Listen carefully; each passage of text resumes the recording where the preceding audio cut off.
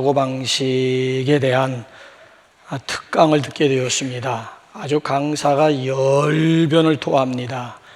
사람은 자기가 가장 많이 생각하는 바로 그것이 되는 법입니다 라고 했더니, 오라, 그러면 이제 나는 여자가 되겠네 라고 대답을 했다고 합니다. 여러분들은 하루 중 주로 무슨 생각들을 많이 하십니까? 시편 23장에 보게 되면은 사람은 그 마음에 따라 위인이 달라진다. 그래서 23장 7절 말씀을 보게 되면 대저 그 마음의 생각이 어떠하면 그 위인도 그리 한즉 라고 하는 말씀이 나오지 않아요? 고상한 생각을 많이 하면 고상한 인격의 사람이 되는 것이고, 천한 것만 생각하게 되면 천한 인격의 사람이 됩니다. 좋은 화가가 되기 위해서는 집중해서 그림에 대해 생각할 수가 있어야 되고요. 또 좋은 축구 선수가 되려면 자나깨나 축구 생각뿐이어야만 됩니다. 중국의 모태똥이라고 하는 사람이 그런 말을 했다고 하지 않습니까? 공산주의자는 꿈을 꾸어도 공산주의 꿈을 꾸어야 된다. 만약에 그러하지 못하면 자아 비판을 해야 된다라고 하는 아주 무서운 말을 했다고 합니다. 여러분, 생각이라고 해서 그 생각이 다 같은 것은 아니지요. 많이 생각하는 것과 깊이 생각하는 것은 다릅니다. 생각이 많으면 번민하기 쉽고요. 그러나 생각이 깊다라고 하는 것은 곧 성찰을 두고 하는 얘기지요. 통찰, 인사이트. 시간과 삶 속에서 의미를 찾아내는 것입니다. 그러면 자족하는 생활이 가능하고 감사가 가능한 거예요. 아이작 뉴턴이라고 하는 사람이 사과나무에서 사과가 떨어지는 것을 보고 지구에는 만유 인력이 존재한다라고 하는 것을 발견하게 되었습니다. 이 만유 인력의 법칙이 세상에 알려지게 되자 아주 큰 센세이션이 일어났잖아요. 그래서 어느 날 기자가 이 아이작 뉴턴을 찾아와 가지고 물었다는 거예요. 선생님, 사과나무에서 사과가 떨어지는 것을 보고 만유 인력의 법칙을 발견하셨다고 하는데, 아니, 사과나무에서 사과가 떨어지는 것은 어제 오늘의 일이 아니지 않습니까? 근데 어떻게 거기서 이 위대한 법칙을 발견할 수가 있었습니까? 라고 했더니만 이 뉴턴이라고 하는 사람이 간단하게 대답을 했다고 합니다. 예, 저는 언제나 그것만 깊이 생각하고 있었습니다. 여러분, 그렇습니다. 깊이 생각하는 가운데 위대한 것이 나오게 되어 있습니다. 근데 유감스러운 것은 오늘 우리가 살아가고 있는 이 시대를 한마디로 특징 짓는 단어가 뭔 줄 아십니까? 마인드리스니스예요. 생각을 잃어버렸다라고 하는 얘기예요. 생각을 상실했다는 얘기, 명상을 잃어버렸다는 얘기예요. 자, 명상이 없다 보니까 영적인 진리나 아니면 신앙의 대상에 대한 피상적인 이해만이 남게 되었다라고 하는 것이지요. 도대체가 생각이 없는 거예요. 아니, 생각이 있다 한들 병들었다라고 하는데 문제가 있어요. 자, 오늘 우리가 읽은 본문 말씀은 한 절밖에 안 됩니다. 자, 이 한 절을 통해서 어떻게 우리에게 도전을 하고 있는가 하면 이성으로부터의 도피를 꾀하고 있는 현대인들에게 무서운 도전의 말씀이 아닐 수가 없습니다. 그러므로 생각하라. 자, 어떻게 생각하라고 하는 거예요? 깊이 생각하라. 그럼 무엇을 깊이 생각하고 누굴 깊이 생각하라고 하는 얘기입니까? 예수를 깊이 생각하라고 하는 거예요. 자, 예수를 깊이 생각하라고 하는 것은 예수 그리스도에게 집중하라고 하는 뜻도 되고요. 예수를 깊이 생각하라고 하는 말씀은 우리의 시선을 예수님에게서 옮기지 말라라고 하는 뜻도 되는 거예요. 이 얘기는 지금 많은 사람들이 엉뚱한 데 시선을 빼앗기고 살아가고 있다라고 하는 반증도 되고요. 특별히 엉뚱한 생각 가운데 시간과 물질과 관심과 시선을 빼앗기기 때문에 시험에 드는 경우도 있고 휘청거리고 있다라고 하는 것 아니겠습니까? 자, 이런 현대 그리스도인들을 향해서 한마디로 뭐라고 표현할 수가 있는가 하면 머리 깎인 삼손의 모습과 다를 바 없다는 거예요. 자, 한번 사사기 16장 19절 한번 우리 다 같이 한번 읽어보실래요? 시작. 들릴라가 삼손에게 자기 무릎을 베고 자게 하고 사람을 불러 그의 머리털 7가닥을 밀고 괴롭게 하여 본즉 그의 힘이 없어졌더라. 삼손의 힘이 없어졌더라. 자, 힘이 없는 삼손도 삼손이라고 할 수가 있을까요? 삼손 하면 힘의 대명사, 힘의 상징 아닙니까? 우리는 손이 둘인데 손 삼손이면은 얼마나 힘이 세겠어요. 그럼에도 불구하고 그의 힘이 없어졌더라. 삼손에게서 힘이 떠났다. 그러고도 삼손이라고 할 수가 있겠느냐는 거예요. 모양은 그렇듯 하려는지 모르겠습니다만은 이미 그 내용, 본질은 이미 상실된 거 아니겠습니까? 자, 목사기 때문에 성도들과 이렇게 대화를 나누다 보게 되면은 의외로 옛날을 그리워하는 성도들이 많아요. 옛날 좋았다는 거예요. 옛날 정말 뜨거웠다는 거야. 정말 물불 가리지 않을 정도로 열정이었다라고 하는 얘기예요. 그런데 지금은 아니라는 거예요. 자, 어디에 문제가 있는 줄 아십니까? 자, 어떤 분이 그런 말을 했어요. 사랑이란 곧 사량이다라고 하는 말을 했어요. 사랑은 곧 사량.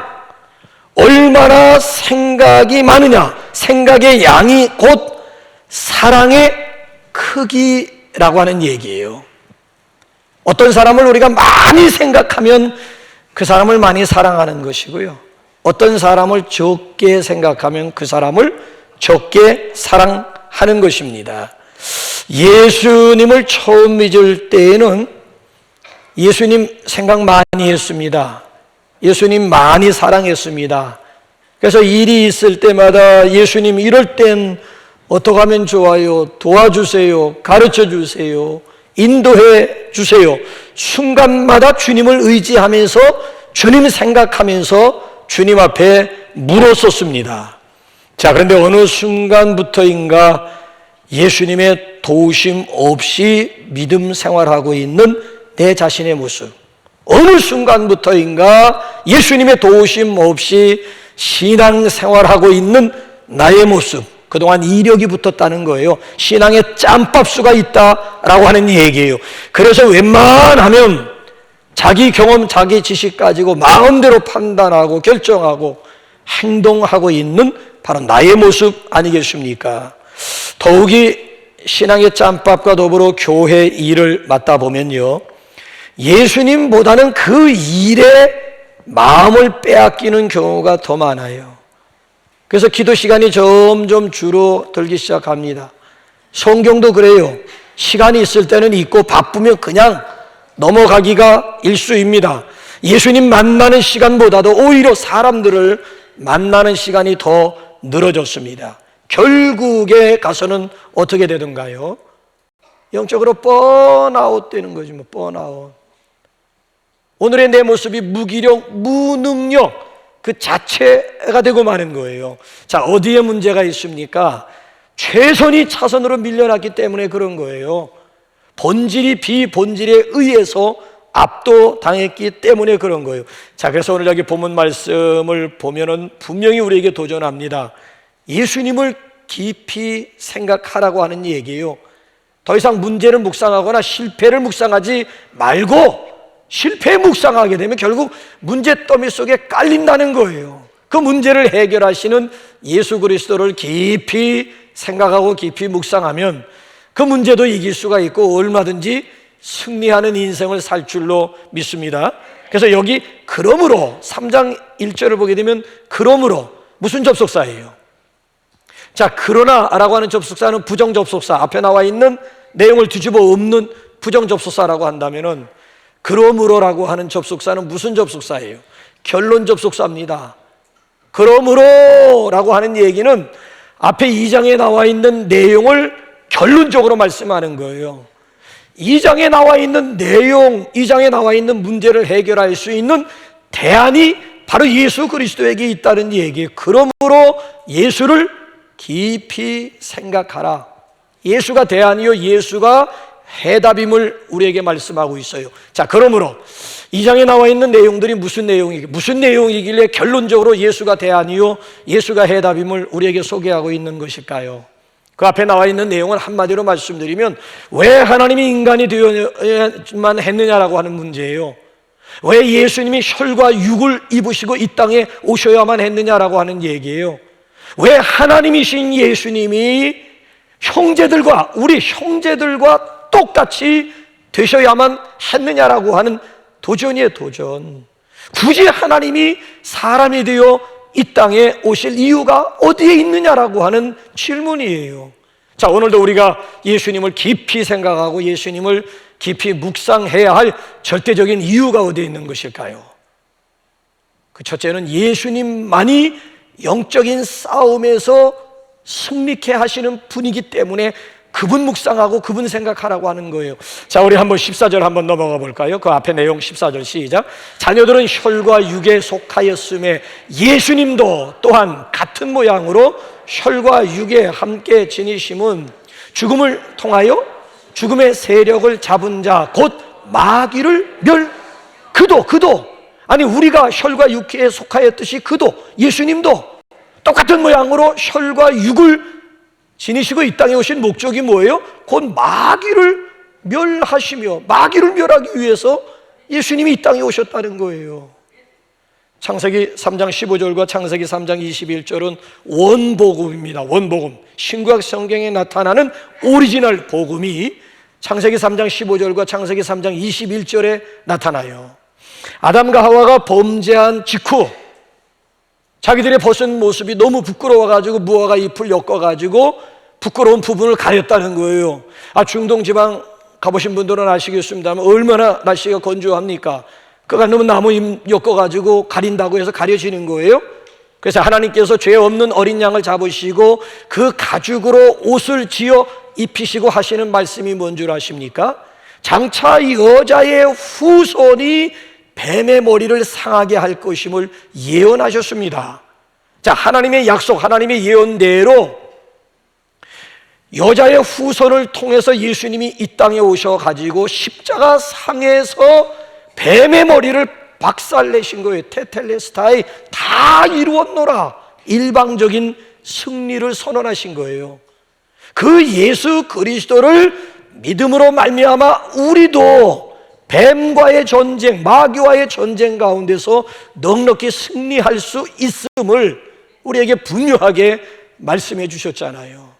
실제적으로 누가복음 10장 말씀을 보게 되면 예수님이 12명의 제자 외에 70명의 제자가 있었는데 그 70명의 제자들을 두씩 다 필드로 현장으로 파송하신 다음 이 70명의 제자들이 막 흥분하는 가운데 돌아와서 예수님에게 보고하는 소식이 뭐예요? 보고 내용이 뭐예요?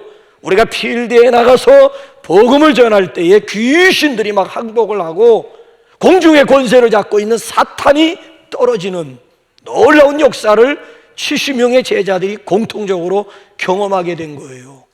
보세요. 복음을 증거할 때 이것처럼 치열한 영적인 전쟁터가 어디에 있겠습니까? 먹느냐 먹히느냐의 싸움 아니겠어요? 사느냐 죽느냐의 싸움 아닙니까? 치열한 영적인 전쟁터가 바로 전도 현장이거든요. 근데 거기서 귀신들이 막 항복을 하지요. 공중의 권세를 잡고 있는 마귀가 사탄이가 막 떨어지지요. 예수님께서 승천하실 때에 마태복음 28장에 보게 되면 하늘과 땅의 모든 권세를 우리에게 그대로 위임하시고 그리고 승천하시 하늘과 땅에 있는 모든 권세야. 하늘의 권세뿐만 아니라 땅에 있는 권세까지도 당신의 사랑하는 제자들, 당신을 믿는 또 믿고 따르는 그리스도인들에게 그대로 위임하시고 떠나가신 거예요. 그렇기 때문에 오늘도 우리는 예수님의 이름 권세 가지고 얼마든지 영적인 싸움 가운데서 승리할 수가 있고요. 우리에게 예수 그리스도의 보혈만 있으면 보혈의 능력 가지고 영적인 전쟁 가운데서 얼마든지 승리할 수 있을 줄로 믿습니다. 그렇기 때문에 예수님을 깊이 묵상하라고 하는 거예요. 자, 이번 주간에도 우리 삶이 전쟁터입니다. 특별히 우리 신앙생활이라고 하는 것은 영적인 전쟁이라고도 할 수가 있는데, 우리의 대장 되시는 예수 그리스도 바라보고 예수 그리스도 깊이 묵상하면서 그분이 권세 가지고 승리할 수 있기를 주님의 이름으로 축원합니다. 자, 두 번째로 왜 예수님을 우리가 깊이 생각을 해야 합니까? 예수님만이 죄와 사망 가운데서 우리를 자유케 하시기 때문에 그렇습니다. 자, 15절 우리 한번 읽어볼까요? 15절 시작. 또 죽기를 무서워함으로 한평생 매여 종 노릇하는 모든 자들을 놓아주려 하심이니. 자, 여기 보게 되면 죽음을 무서워함으로, 죽음을 무서워하는 모든 자들을 놓아주시기 위해서, 자유하게 하시기 위해서 예수님 오셨다는 얘기잖아요. 자, 이번에는 죽음뿐만이 아니에요. 17절로 한번 넘어가. 죽음뿐만이 아니야. 시작. 그러므로 그가 범사에 형제들과 같이 되심이 마땅하도다. 이는 하나님의 일에 자비하고 신실한 대제사장이 되어 백성의 죄를 속량하려 하심이라. 예수님이 범사에 우리와 같이, 형제들과 같이 되신 이유가 뭐라고요? 백성들의 죄를 속량, 죄 문제 해결해 주기 위해서 오셨다는 거예요. 자, 인간의 가장 본질적인 원초적인 두려움의 원인이 뭔 줄 아십니까? 그게 죄와 그 죽음이에요. 그러니까 우리가 살아가면서 죄 문제만 해결할 수 있다면, 아니 죽음 문제만 해결할 수만 있다면은 그야말로 두 다리 쭉 뻗고 밤마다 단잠을 이룰 수가 있고요, 정말 죄 문제, 죽음 문제만 말끔하게 해결할 수만 있다면 덤벼라 이 작것들아, 얼마든지 그냥 거침없이 하이킥하는 인생 살아갈 수, 두려울 게, 무서울 게 뭐 있어요. 죄 문제 해결하고, 죄책감 문제 해결하고, 죽음 문제 해결했는데 더 이상 두려울 게 뭐가 여러분 살아가면서 문제가 되겠어요. 그래서 로마서 7장 말씀을 보게 되면은 바울의 절규가 나옵니다. 그러니까 7장 전체의 내용을 한 문장으로 요약을 하라고 한다면은, 내가 원하는 바 선은 행하지 못하고 우째서 원치 않는 악만을 행하는 거, 악만을. 내가 원하는 좀 선 좀 시원스럽게 좀 선을 좀 행했으면 좋으련만 어째서 내가 원치도 않는 이 죄, 이 악만을 행하는 거. 그래서 마지막 절 가보게 되면 24절에서 오라 나는 괴로운 사람이로다. 이 사망의 몸에서 누가 나를 건져내랴. 예? 오라 나는 곤고한 사람이로다. 이 죽음의 몸에서 누가 나를 건져내랴 하면서 사도 바울이 막 그대로 막 부르짖으면서 절규하고 있는 그런 모습을 보게 돼요. 아니, 그런데 7장이 아니고 8장으로 딱 넘어오면서부터 반전도, 이런 극적인 반전이 없는 거예요. 그러므로 이제 그리스도 예수 안에 있는 자에게는 결코 정죄함이 없나니, 이는 그리스도 예수 안에 있는 생명의 성령의 법이 죄와 사망의 법에서 너를 해방하였음이라. 할렐루야. 그리스도 안에서 죄 문제, 사망 문제가 해결되었음을 그대로 막 선포하며 노래하고 있는 그런 모습이에요. 여러분, 그렇습니다. 오늘도 그리스도 예수 안에서 얼마든지 죄와 사망 가운데서 자유함을 얻을 수 있음을 믿으시기 바랍니다. 그래서 우리가 찬송하는 거 아니요? 예수 앞에 나오면 모든 죄 사하고 주의 품에 안기요 편히 쉬리라. 해방되었네, 해방되었네, 죄와 사망의 법에서. 예수 안에 있는 자에게 결코 정죄함 없네. 생명의 성령의 법이 해방하였네. 아니, 2부 시간에 우리 찬송 불렀어요. 죽음의 길을 벗어나서 주께로 갑니다. 죽음의 길 벗어나서 주께로 갑니다. 2부 시간 예배 때 함께 심차게 불렀던 찬송이에요. 여러분, 그렇습니다. 예수님 앞에 나오기만 하면 오늘도 죄 문제 해결할 수 있고 죽음 가운데서 자유할 수 있음을 믿으시기 바랍니다. 예수님 요한복음 11장에서 분명히 말씀했잖아요. 나는 부활이요 생명이니 나를 믿는 자는 죽어도 다시 살겠고, 나를 믿는 자는 죽어도 살겠고, 죽음 문제 해결할 수가 있고, 그 이후 예수님과 함께 영원 세계에 들어갈 수 있음을 분명하게 말씀해 주고 있어요. 자, 그렇기 때문에 우리는 우리 인생의 근본적인 문제를 해결해 주신 예수님을 깊이 생각해야 되고 예수님을 깊이 묵상해야 할 줄로 믿습니다. 자, 마지막 세 번째로 왜 예수님을 깊이 생각해야 할까요?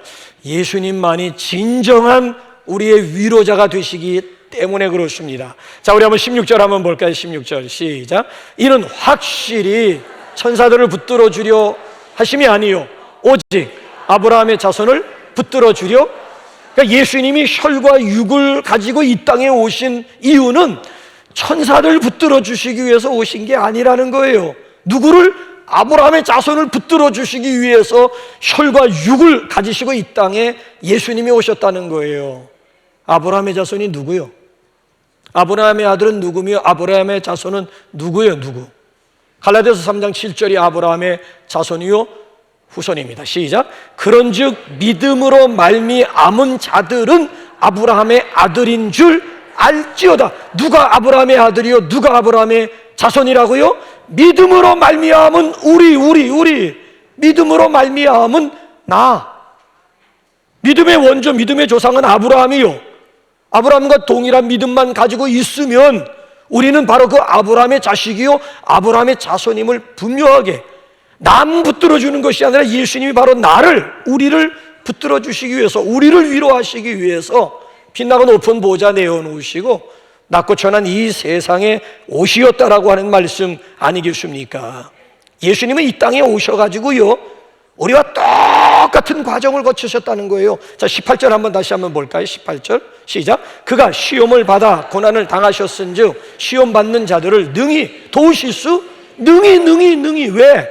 예수님은 우리와 같이 똑같이 여자의 몸에서 태어나서 똑같은 성장 과정을 겪고 우리가 겪어야 될 인생사, 여러 가지 크고 작은 시험과 고난, 고통 예수님이 두루두루 다 설렵하신 분, 그렇기 때문에 누구보다도 시험당하고 있는 나, 고통 가운데 있는 나를 아시고 나를 효과적으로 도우실 수도 있고 내 마음을 만져주시면서 위로해 주실 수가 있는 분이라고 하는 거예요. 여러분, 아무리 가까운 가족이라고 하더라도요 어떤 때는 답답하기만 합니다. 결정적인 순간에 가서 보세요. 모릅니다. 남편이 내 마음 알 것 같지요? 아내가 내 마음 알 것 같지요? 천만에 몰라요. 자식들이 부모의 마음 알 것 같습니까? 아니, 또 부모라고 내 뱃속에서 낳은 자식이라고 해서 내가 다 알 것이라고 생각, 천만에요. 몰라요. 심지어 그럼 같은 피를 타고난 형제들이라면 다 알 것이라고 생각하십니까? 그럼 사오정 시리즈가 무엇 때문에 생겨나게 된 거예요? 자, 그 어느 때보다도 말은 많아졌습니다만은 실질적으로 대화가 안 되는 거예요. 진정한 대화가 이루어지질 않고 있는 거예요. 자, 두 사람이 카페에 서로 마주 앉았습니다. 서로 저렇게 대화를 나누는가 싶더니만 소니가요, 소니가 핸드폰에 소리가 나는 거야. 서로 마주 앉아 있으면서도 각자 핸드폰 꺼내가지고 메신저로부터 온 메시지에 대해서 댓글 달고 SNS에다가 나는 지금 어느 카페에 누구와 함께 와서 지금 내 기분이 어떻고 하면서 또 거기다 올려요. 그러면 그 올린 글들에 대해서 댓글들. 잠시도 이 핸드폰이 쉴 틈을 주지 않고 알림이가 울어대기 시작을 하는 거예요. 그렇게 여러 시간 보내다가 결국 말없이 일어나가지고 결국 자리를 떠나고 마는. 그래서 미국의 MIT 대학의 쉐리 터클리라고 하는 사람이 이런 현대인들의 모습에 대해서 단 한 문장으로 뭐라고 요약을 했는 줄 아십니까? 함께 있지만 따로 있는 새로운 형태의 고독이다 그랬어요. 함께 분명히 공간 속에 같이 있지만 따로 있는, 이게 또 하나의 새로운 형태의 고독이라고 하는 거예요. 그래서 예배학자 중에 예배학자든 A.W. 토저라고 하는 사람이 그런 말을 했잖아요. 의사소통의 수단은 날이 갈수록 발달하지만 사람들과의 관계의 깊이는 점점 옅어지고 있다. 의사소통의 수단이 여러분 얼마나 발달하고 있습니까? 그에 비해서 사람들과의 관계의 깊이는 점점 옅어지고 있다. 한마디로 말씀드리면 비극이라고 아니할 수가 없는 거예요. 그렇기 때문에 진정한 소통이 중요하다라고 하는 거예요. 서로 말이 통해야 살 수 있는 거 아니겠습니까? 같은 공간에 있다고 말 통하는 거 대화가 되는 거 아니잖아요. 성격이 다르다, 대화가 안 된다 해서 황혼 이혼들이 지금 늘어나고 있는 것, 평생 참아왔는데 언제까지 참아야 되느냐? 더 이상 못 참겠다. 하루를 살더라도 자유인으로 좀 홀가분하게 살고 싶다. 아이, 늙을막에 뭔 이혼이라는 거예요. 또 이혼하는 사람들도 한편으로 이해가 되는 게 얼마나 답답했으면 더 이상 못 참겠다 해가지고 하루를 살더라도 좀 홀가분하게 살겠다고 또 저렇게 또 이혼을 하시나. 한편으로 생각하게 되면 이해가 안 되고 또 한편으로 생각해 보면 이해가 되고. 여러분, 가정 문제 많이 얘기합니다만은 가장 큰 가정 문제라고 하는 것이 무엇입니까? 결국 의사소통의 장애 문제 아니겠습니까? 어디 가서 위로를 받고 어디 가서 쉼을 얻을 수가 있을까요? 여러분, 누가 가장 나를 위로하는 자일까요? 나를 아는 사람이에요. 대화가 되는 사람이에요. 나와 같은 경험을 가지고 있는 사람이에요. 아니, 나보다 더한 그런 고통을 겪어본 사람이라면 땡큐. 그 사람이 진정 나를 위로해 줄 수도 있고 나를 도울 수도 있는 거예요. 여러분, 나보다 더한 고통을 가지고 있는 사람, 여러분, 그래서 18절을 한번 이런 차원으로 다시 한번 읽어볼래요? 18절을 한번 이런 차원으로 한번 여러분들이 한번 조금 생각의 핀트를 잠깐 이렇게 좀 틀어가지고 읽어보세요. 시작. 그가 시험을 받아 고난을 당하셨은즉 시험 받는 나를 능히 도우실 수. 3인칭 쓰지 마시고요, 예수님이 이 땅에 오셔가지고 시험을 받고 고난을 당해보셨기 때문에 오늘 시험받는 고통당하는 나를 능히 도우실 수 있다. 자, 여러분 한번 보세요. 재수했음에도 불구하고 또 미역국을 마셔 초상집을 방불케 하고 있는 집에 서울대 합격한 어머니가 위로 한 냅시고 쪼르르 달려가가지고 아이고 아무개 엄마 하면서 등 두드려주는 것이 과연 위로가 될까요? 오히려 그가 와서 하는 말 한마디 한마디가 다 나 염장을 지르는, 오히려 불난 집에 기름 껴먹는 격이 되는 거예요. 찾아가면 안 돼요. 누가 찾아가야 돼요? 재수가 아니고 삼수 사수하는 어머니가 찾아가면 끝나는 거예요. 아이, 아무개 엄마 뭘 재수 가지고 그래. 난 지금 사수하고 있는데 우리 아들. 난 대기만성을 믿기 때문에 절대 낙심하지 않아. 그래서 삼수 사수하는 그런 자식을 둔 어머니가 찾아가면 동병상련을 일으킬 수가 있어요. 찾아가는 그 자체가 그에게는 용기가 될 수가 있고 힘이 될 수가 있는 거예요. 자, 교회 오다가 다리가 부러졌어요. 미끄러져가지고 빙판에 다리가 부러져가지고 병원에 입원했어요. 두 다리 멀쩡한 성도들이 그냥 과일 가져가서 싸가지고 또 저들이 다 먹고 오지. 어쨌든 좌우지간 찾아가서 뭐 두 다리 멀쩡한 사람이 찾아가가지고 뭐 아이고 집사님, 아이고 권사님. 자, 다녀갔어요. 근데 왠지 모르게 그래도 마음의 위로가 안 되는 거예요. 근데 저쪽 구석에 앉아있는 나이 드신 분이 자네 그래도 다리 하나 난 두 다리 다 부러졌어요. 아니, 그런데 손은 멀쩡한 게 또 그나마 천만다행이지 뭐. 안 그렇나 이 사람아? 아, 예. 벌써 그 한마디면 끝나는 거야. 나는 지금 다리 하나 부러졌다고 해가지고 와이미, 예배당에 가는데 왜 다리가 부러졌냐고 하면서 하나님을 향해서 와이미를 외치고 싶은 이런 순간임에도 불구하고 조용히 한마디, 어휴 그래도 참 하나 부러졌으니 난 두 다리. 근데 그 양반은 또 손 안 부러진 게 천만다행이라는데 뭐 거기다 대고 뭘 할 말이 있겠어요. 남편을 잃어버려 과부가 된 집에 과부가 찾아가게 되면 과부 사정은 누가 하는 거예요? 위로가 되는 거예요. 위로가 되는 거예요. 예수님은 왜 이 세상에 혈과 육을 입고 우리가 똑같은 과정과 똑같은 성장 과정을 거치면서 마지막에는 십자가상에서 돌아가셨느냐? 우리 인간들이 겪어야 될 모든 것을 예수님은 다 겪었기 때문에 어떻게 효과적으로 우리를 도우실 수가 있고 어떻게 효과적으로 오늘도 오셔서 우리의 마음들을 만져주시면서 위로해 주실 수 있는가를 능히 아시는 분이 바로 예수님. 위로자 중에 위로자가 바로 예수님이라고 하는 거예요. 아니, 태어났을 때 방 하나 없어가지고 고쳐할 방 한 칸 없어가지고 마구간에서 태어나셨는데 뭐 집 없는 사람들의 서러움을 예수님이 모르실 것 같아요? 집 없는 사람들의 한 맺힌 그 고통을 예수님이 모르실 것 같아요? 아니 감난 태어나자마자 헤롯 왕이 죽이겠다고 해가지고 핏덩어리 들쳐업고 이스라엘에서 애국까지 피난을 가신 예수님, 아니 피난민들의 마음, 아니 고향을 등지고 객지에 와서 개고생하면서 살아가고 있는 그런 분들의 그 정황을 예수님께서 모르신다고 여러분 생각하시면, 예수님은 아예 이스라엘에서 애굽으로 피난까지 내려가셨던 분이 피난민들이라든지 이런 고향 떠나온 분들의 그 외로움이라고 하는 거, 그 고통이라고 하는 거 예수님이 모르시겠어요?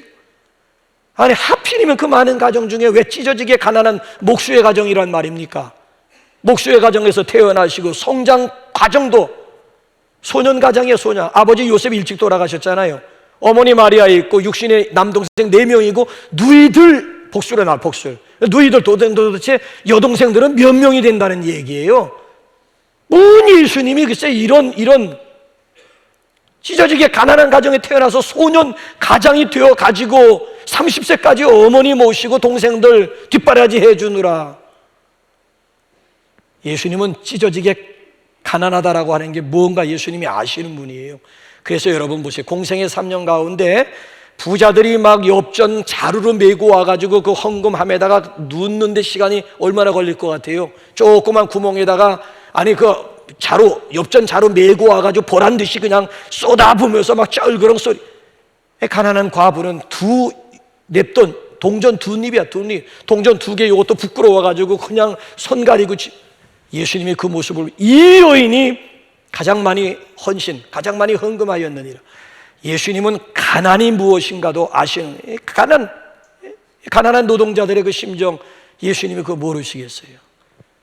더군다나 그 종교 지도자들이, 유대인들이 얼마나 조롱하고 멸시하고 얼마나 핍박을 했습니까?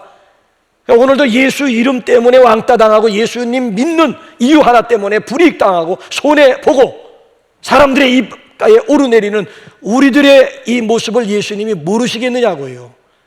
더군다나 종교 지도자들의 시기로 인해서 결국 십자가 졌다고 빌라도가 결론을 내렸습니다. 가만히 봐도 죄가 없는데 단순히 종교 지도자들의 시기로 말미암아 당신 앞에 끌려온 예수, 그러니 이것처럼 억울한, 아니 죄도 없는 분이 무언 죄를 지었다고 저 십자가 처형은요, 제일 무서운 처형 방법, 저런 처형 방법은 없어요. 십자가상은 아주 극악범, 아주 정말 천인공노할, 아예 그냥 반란이 이렇게 반란범들을 죽일 때 십자가에 죽인 거지, 웬만한 사람들은 저런 죽음 방법 선택. 예수님이 도대체 무슨 죄를 지었다고 있어요? 가장 그 당시에 가장 끔찍한, 가장 무서운 십자가에 달려 돌아가. 이것처럼 억울한 일이 어디 있어? 여러분 지금 억울하시다고요? 여러분들의 마음 예수님처럼 억울하신 분이 있으면 한번 나와 보시라고요. 나의 억울함까지도 다 아시는 분이 예수님이에요. 예수님. 그분이 오늘도 보세요. 오늘도 우리를 붙들어 주시기 위해서, 우리를 위로하시기 위해서 예수님께서 혈과 육을 입고 이 세상에 오셨다라고 하는 이야기예요. 여러분, 위로 중에 위로는 예수님의 위로인 줄로 믿습니다. 내가 너를 아노라, 내가 너를 아노라. 여러분, 이 한마디가 내가 너를 안다는 거지. 주님이 나를 아신다는데, 이것처럼 위로가 되는 말이 세상에 어디 있어요? 너 예수께 조용히 나가 내 모든 짐 내려놓고 늘 은밀히 보시는 주님 큰 은혜를 베푸시리. 이번 한 주간 동안도 우리 주님 앞에 가까이, 더 가까이. 그래서 여러분, 주님으로부터 위로와 도움을 받으시고 죄 문제, 죄책감 문제, 죽음 문제, 우리 주님 앞에 나와 완전히 자유함을 얻으시고, 더 나가서 우리의 삶은 전쟁터, 특별히 신앙생활은 영적인 싸움터예요. 싸움터. 이번 주간에도 크고 작은 우리 영적인 싸움 가운데 넉넉히 예수님으로 말미암아 승리할 수 있는 저와 여러분들이 되시기를 주님의 이름으로 축복합니다.